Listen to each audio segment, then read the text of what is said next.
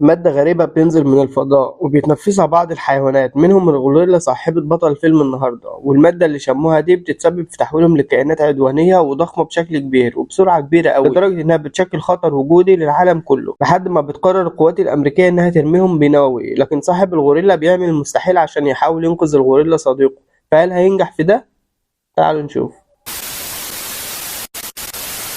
في البداية أحب أقول لك إنك بتتفرج على أقوى قناة تلخيص أفلام أجنبي في مصر. ببساطة كده إحنا بنجيب لك الفيلم الساعة ونص ساعتين في 10 12 دقيقة بطريقة سلسة ومبسطة وسريعة. فلو بتحب النوع ده من الفيديوهات اتأكد إنك عملت اشتراك في القناة وخد لك كده لفة على الحلقات اللي فاتت وفعل الجرس عشان يجيلك إشعار بالحلقات الجاية إن شاء الله. ولو عجبك الفيديو ده مش هوصيك تعمل لايك لأنه أكبر دعم لينا وأكبر دليل إن فعلا الفيديو عجبك. بيبدأ الفيلم في مركبة فضائية اسمها أثينا واحد، وبيكون باقي فيها بنت واحدة بس وهي الناجية الوحيدة في الفريق اللي كان معاها بسبب حاجة غلط حصلت والكل فلسع بدري بدري. وبتكون البنت دي بتكلم القيادة تحت علشان تاخد السفينة الصغيرة دي لإنقاذ نفسها قبل ما تنفجر السفينة كلها، ولكن بتقول لها واحدة كده إن مفيش رجوع من غير الأبحاث اللي توصلوا ليها، وبتضطر ترجع تاني لجوه السفينة عشان تجيب الأبحاث دي. وبيكون في عينات لمادة معينة وبتكون حريصة قوي وهي بتنقلهم في حاجة كده علشان تاخدهم معاها، وفجأة بتكون السفينة بتنفجر وحالتها بتسوء وبتقدر تهرب بسرعة البنت دي لكبسولة النجاة علشان تنجو بروحها، وفعلا بتنجح انها تاخد الكبسولة وتهرب قبل ما تنفجر السفينة بلحظات. ولكن الانفجار بيأثر على الكبسولة اللي هي فيها وبيسبب تشققات في الإزاز وبينكسر الإزاز وهي في الجو، وطبعا بتودع وقتي. وبننزل للأرض بقى وبنشوف البطل بتاعنا واللي اسمه ديفيز أوكوي، وبيكون مع مجموعة كده في محمية حيوانات طبيعية وبيحذرهم ياخدوا بالهم لأن ممكن يحصل أي حاجة مش متوقعة من الحيوانات دي. وبيقف ديفيز قدام غوريلا منهم وبيتكلم معاها، وبيكون الغوريلا ده اسمه بافو وبيكون عارف ديفيز وبيحاول ديفيز يهديه. والغريب ان بافو فعلا بيهدى وبيستجيب لكلام اوكوي. وفجأة بيجي عليهم غوريلا تانية شكلها غريب ولونها ابيض، والمجموعة اللي معاه بينادوا عليه وهم خايفين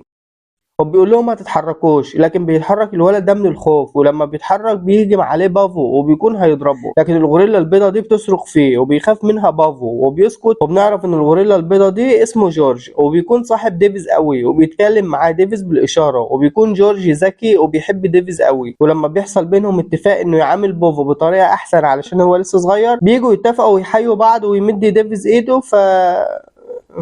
بس بيتفقوا في الاخر يعني. وبيجي الليل عليهم هم في المحميه دي وبينزل حاجات غريبه من السماء، وبنعرف ان دي بقايا السفينه اللي انفجرت في اول الفيلم ووصلت الارض بالسلامه، وبتقع قريب من المحميه اللي فيها جورج، وفعلا بيروح عليها جورج واول ما بيلمسها بيطلع غاز كده. وتاني يوم بيكون المحميه كلمت ديفيز عشان يجي يشوف جورج علشان في حاجه غريبه هما مش فاهمينها، وبيقول له صاحبه ده ان جورج في حديقه الدببه، وبيكون مستغرب ديفيز لان مش ده المكان اللي بيكون فيه جورج. وبيروح عليه فعلا ديفيز وبيشوف دب ضخم واقع ميت، وبيبص جنبه كده بيلاقي جورج قاعد في جنب كده وحزين وزعلان، فبيقرب منه وصاحبه خايف وجاهز بالسلاح لاي رد فعل مش متوقع. وبيقرب ديفيز من جورج وبيتكلم معاه، وبيحاول جورج يفهمه انه مش كويس وحاسس ان في حاجه غريبه ولكن مش عارف ايه هي. وبيلاحظ ديفيز ان جورج بقى حجمه اكبر من العادي وبيكون مش عارف في ايه وايه اللي حصل معاه. وبينقل المشهد لمكان تاني وبنشوف الكتكوته دي واللي اسمها كلير، وبيكون معاها بريت المساعد بتاعها، وبنعرف ان هي صاحبه المركبه الفضائيه اللي انفجرت، وان الابحاث اللي كانت في المركبه دي اكيد وقعت على الارض في مكان ما لان الدكتوره اللي كانت في الكبسوله اخدتها معاها. فكل اللي علينا نشوف العينات دي وقعت فين ونروح نجيبها. وفعلا بيكون لهم شرطه خاصه بيهم وبتعين مجموعه كبيره ومعاهم كل الامكانيات علشان تروح تدور على العينات دي وتجيبها. وفعلا بيجهز الفريق وبيتحركوا لمكان ما وقعت عينه من العينات دي بالهليكوبتر. وبيتنقل المشهد بينا على الاخت دي واللي اسمها كيت، وبتشوف في الاخبار في التلفزيون اللي حصل، ولما بتعرف الاعراض والتغيير الكبير اللي حصل للغوريلا دي بتعرف ان السبب ماده معينه لانها كانت شغاله مع كلير في الشركه بتاعتها، لكنها استقالت لما عرفت ان شغلها شمال.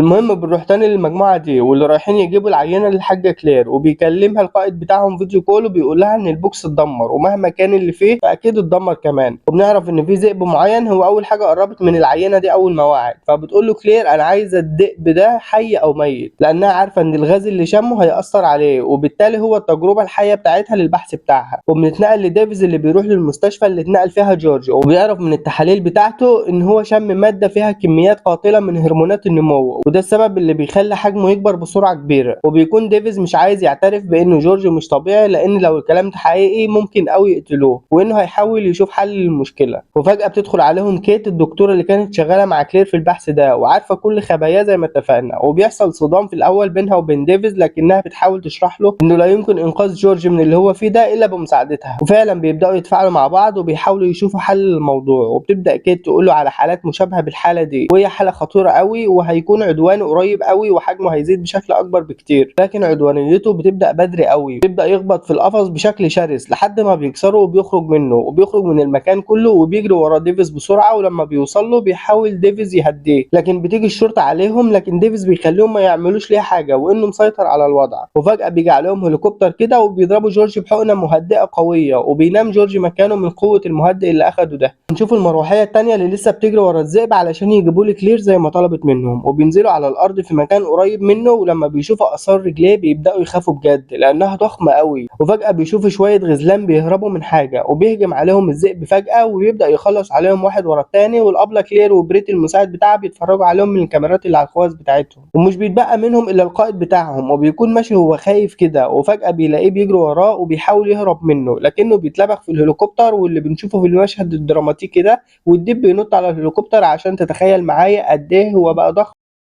ولما بيكون القائد ده واقف كده وبيحس بالديب وراه وبيستعد عشان ينقض عليه، لكنه ما بيلحقش حتى يستعد. وبنروح لديفيز اللي بنشوفه مربوط هو والدكتورة كيت، وبيقول لهم الأخ ده واللي اسمه هارفي إنه قبض على الغوريلا بأمر من المحكمة. وبنعرف إنه تابع لجهاز معين للحكومة، لكن ما قالش إيه هو الجهاز ده بالظبط. وبيكون ديفيز بيهدده ومتضايق من طريقة كلامه وغروره، لكنه ما بيقدرش يعمل له حاجة لأنه مربوط. وبيجي عليهم هارفي تاني وبيكون مجمع معلومات عنهم، وبيعرفهم إنه عارف عنهم كل حاجة. وبيتكلموا على حالة جورج، وبيقول لهم هارفي إن في حالة تانية طايحة في الدنيا. بيكونش ديفيز عارف بالموضوع، فبيوريه هارفي فيديو للذئب. وبيعرف بريت مساعد كلير ان في جهه حكوميه حملت الغوريلا ومعاها ديفيز وكيت وتحركوا بيهم لمكان ما. بتطلع كلير على سطح المكان اللي هم فيه، وبتقول لبريت ان الجهاز ده بيصدر موجات صوتيه مزعجه قوي ليهم وهتجذبهم مهما كان مكانهم فين، وهيجوا عليها من نفسهم عشان يوقفوها. وفعلا بيشتغل الجهاز وبيتفاعل معاها الذئب وقتي، وفعلا بيتحرك ناحيتها على طول. وكمان بنشوف حاجه ضخمه كده في النهر ده بتتحرك، لكن لسه مش واضح ايه هي بالظبط. وبيتحرك كمان جورج رغم المهدئ القوي اللي واخده. واحده واحده كده بيفوق جورج وبيكون شكله بقى عدواني اكتر، وبيحاول ديفيز يفك نفسه لكنه مش بيقدر، وبيتحرك بسرعه في جنب هو وكيت عشان جورج متجنن دلوقتي وهيبقوا يقولوا مره تانية. وفعلا بيقدر جورج يخرج من القفص ده وهم في الطياره في الجو، وبيكون كل اللي معاه على الطياره بيحاولوا يوقفوه حتى لو هيضربوا عليه نار حي، لكنه مش بيتاثر خالص. وبيقف ديفيز كده وجورج قدامه وبيبصوا لبعض، وديفيز مش عارف يساعده ازاي، وجورج مش عارف ايه اللي وصله لكده. ولما بيضربوا الاخ ده من ظهره بالرصاص بيمسكوا جورج وبيرميه كده في جدار الطياره. وطبعا الطياره بتتاثر من ضرب النار الكتير ده وبتكون بتقع، لكن بيكون ديفيز وكيت ماسكين في حاجه كده متعلقين فيها، بيحاولوا يوقعوا اي حاجه كده على جورج عشان تقع عليه قبل ما يوصل لهم ويأذي حد فيهم. بيفكر ديفيز يعمل ايه، فبيلبس بسرعه مظله وبيلبس كيت مظله كمان وبيرميها بره الطياره. وخلاص بيكون جورج مش شايف ومش عارف حد قدامه.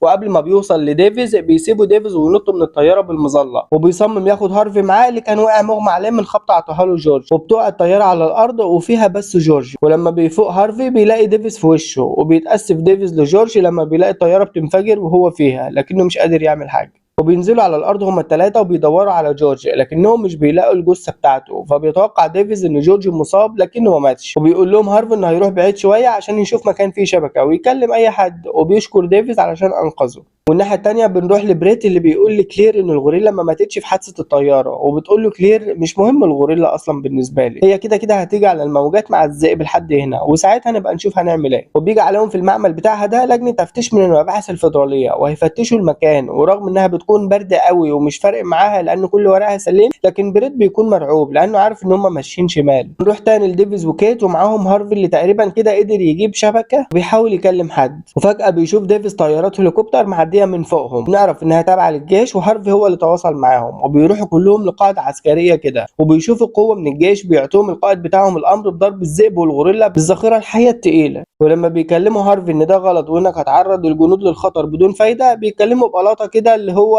انا اللي حاطط الخطه وانا اللي اقول يلا.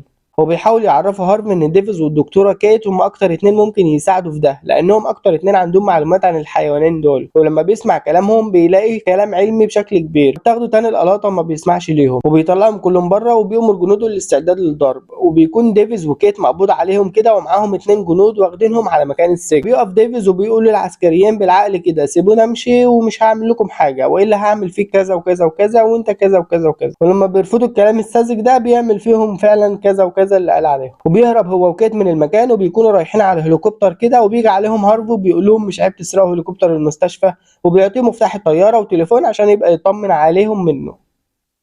وبيكون ديفيز مش فاكر بيسوق الطيارة دي ازاي، لكن شوية شوية بيجمع وبيقدر يسوقها وبيمشي. وبنروح لقائد مجموعة الجيش اللي هتضرب الذئب والغوريلا دول، وبيأمر بالضرب فعلا. ولما بيضربوا بيطلب منهم تأكيد انهم ماتوا وتأكيد حجم الإصابات، لكنه بيتفاجئ بانهم بيهاجموا الجنود، والجنود بتقول ان مفيش حاجة بتأثر فيهم يا فندم. وبيكون ديفيز وكيت في الهليكوبتر قربوا من المكان اللي فيه جورج، وبنشوف الكام منظر دول وقد ايه جورج الغوريلا والذئب بقوا ضخام وشرسين لأقصى درجة، ومهما بينضربوا بالرصاص العادي مش بيأثر فيهم حاجة. وبيكون قائد الجيش بيتابع الكوارث اللي بتحصل في المدينة دي، وبيتفاجئوا ان في حاجة تانية ضخمة قوي في النهر. وبنشوف كلنا الكائن الجميل ده وهو طالع من المية زي العروسة وبيستعرض نفسه للناس. وبيكون كم الدمار اللي بيسببه الذئب والغوريلا لا يوصف. وبينضم للفريق كمان الشيء ده، ولا عارفين ده تمساح ولا ديناصور ولا ايه بالظبط، تحسه هجين كده من كل حاجة شرسة في كائن واحد. وبيكون قائد الجيش بيجهز لرمي قنبلة ضخمة على المدينة، ولكن هارفي بيقول له ان انت كده هتدمر نص المدينة بدون اي فايدة، لانهم برضو مش هيتأثروا. وبيكون برضو الكبر واخده ومش حابب انه يعلم عليه، وبيطرده بره المكان اللي هم فيه، ومصمم برضو ان هو اللي حاطط الخطة وهو اللي هيقول يلا.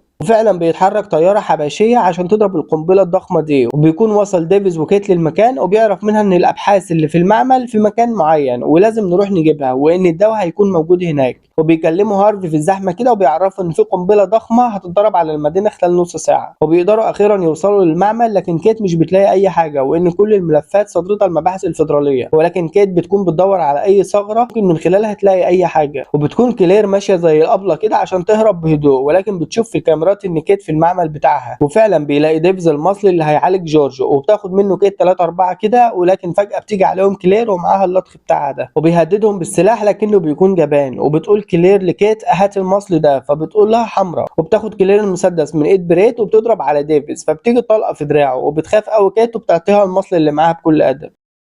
بتاخدهم كلير وبتمشي هي وبريت، وبتاخد كيت معاها وبيطلعوا على السطح عشان تهرب كلير في الهليكوبتر بتاعتها. لما بيبقوا قدام الطياره بيظهر جورج قدامهم، وبيخاف بريت قوي وبيهرب، وبيمسك جورج طياره وبتتكسر في ايده، وبتدارى كيت بسرعه منه. وفجاه بتلاقي ديفيز قاعد جنبها، ولما بتطمن عليه وانا فكرتك مت وبتاع بيقول لها هنعمل ايه دلوقتي، فبتقول له انا معايا حقنه لسه من المصل. وما بيكونوش عارفين هيعطيها لجورج ازاي، لكن برضه بتيجي عليهم كلير وبتهددهم بالسلاح. فبيبص ديفيز على كيت وبتكون مخبيه الحقنه ورا ظهرها، فبينادي بسرعه ديفيز على جورج بصوت عالي، وبنشوف جورج فعلا جاي عليهم. وبيشيل كلير بعد ما رمى ديفيز الحقنه دي في الشنطه بتاعتها قبل ما بيرميها جورج ببقه، وبياخدها في قطمه واحده بالهنا والشفا بشنطتها بحالها بمحتل. وبنشوف التمساح ده هو طالع لفوق العماره دي، وبيكون جورج على السطح بتاع العماره وماسك دماغه وبيكسر في اي حاجه قدامه. وبيحاول ديفيز يهرب هو وكيت، وبتقول ان مفعول الحقنه عايز على الاقل 10 دقايق عشان يشتغل. وبيشوف الهليكوبتر بتاع كلير ومتدمره بس فيها الروح يعني، وبيحاولوا يهربوا بيها. وبنشوف المنظر من بعيد وبتكون العماره بتميل كده وهتقع، وفعلا بتطير الطياره لكنها بتكون متدمره ومفيش فيها ديل اصلا، وبتقع بسرعه بس بتنقذهم من الموت على الاقل. وفعلا بيقوم ديفيز كده على الارض من وسط الرماد، وبتكون كيت كمان معاه. وبيقول ديفيز انه لازم يلغي الضربه الجويه الاول بسرعه. وفجاه بيقوم جورج قدام ديفيز، ولما بيشوفوا جورج بيعرفوا، ولما بيكلموا ديفيز بيرد عليه، وبيكون رجع لوعيه تاني وكده المصل اشتغل. ولكن فجاه بيقوم برضو التمساح الضخم ده من تحت الرماد، وفي نفس الوقت بيكون الطيران بيستعد للضربه الجويه. وبيتفق جورج وديفيز انهم لازم يوقفوا المخلوقات دي ويعملوا ديل مع بعض. وفعلا بيتحرك جورج ناحيه التمساح الضخم ده وبيضربه بكل حاجه ممكنه. ولما بيجي عليه كمان الذئب بيمسكوا جورج وبيرميه من بعيد، لكن الغريب انه بيكون طور من نفسه لدرجه انه بيقدر يطير ويتفادى الخبطه. وبيكون ديفيز بيضرب في التمساح ده بقاذف قنابل كده، لكنها مش بتاثر فيه برضه. وبيقدر ديفيز يوقعهم في بعض الذئب والتمساح، وبيعضوا التمساح جامد لحد ما بيقطع راس الذئب وبياكلها. ولما بتروح كيت للجيش وبتقول لهم ان المصل نجح وانكم لازم تلغوا الضربه الجويه، محدش بيهتم بكلامها. بنرجع تاني لديفيز وجورج اللي مش عارفين يوقفوا الحلوفه ده ازاي. بيكون قرب قوي التمساح من ديفيز وخلاص هيموته، لكن بنتفاجئ بجورج نازل على راس امه من مكان عالي كده بحجر كبير وبينيمه على الارض. وبنشوف هارفي هو بيكلم قائد الجيش وبيقول له لازم تلغي العمليه، وبص على المشهد كده وانت تفهم كلامي. ولما بيشوف القائد من الكاميرات ما بيصدقش ان فعلا الغوريلا بقت بتتعاون مع ديفيز ضد المخلوق التاني ده، وبيبدا يقتنع بالكلام. وبنرجع تاني لديفيز اللي بيرمي قنابل جوه خياشيم التمساح ده ومش بتاثر فيه قوي برضه، وبيكون لسه بيهاجم ديفيز. بيرمي التمساح جورج على سيخ حديد كده وبيجي فيه، وبيفتكر ديفيز ان جورج خلاص كده مات. وبيركب بسرعه ديفيز الطياره دي وهي على الارض، وبيضرب في التمساح بالرشاش والصواريخ وهي على الارض. بيروح عليه فعلا التمساح وبيسيب جورج اللي بيكون خلاص بيودع، وبيمسك التمساح الطياره اللي كان فيها ديفيز دي ببقه وبيرميها بعيد، لكن ديفيز بيكون نزل منها قبل ما بيوصل. وبيكون التمساح زانق ديفيز كده وخلاص هياكله، لكن الكل بيتفاجئ بجورج جاي من مكان عالي بالسيخ ده وبيغرزه في عين ام التمساح ده وبيخلص على امه خالص.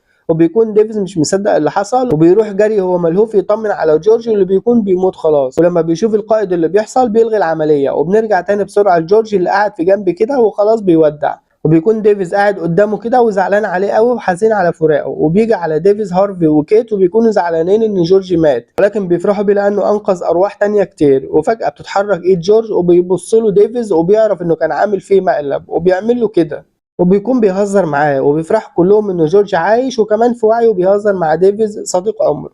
بس كده يا صديقي بيخلص الفيلم لحد هنا، وكل وصل لهنا انتوا اجدع ناس.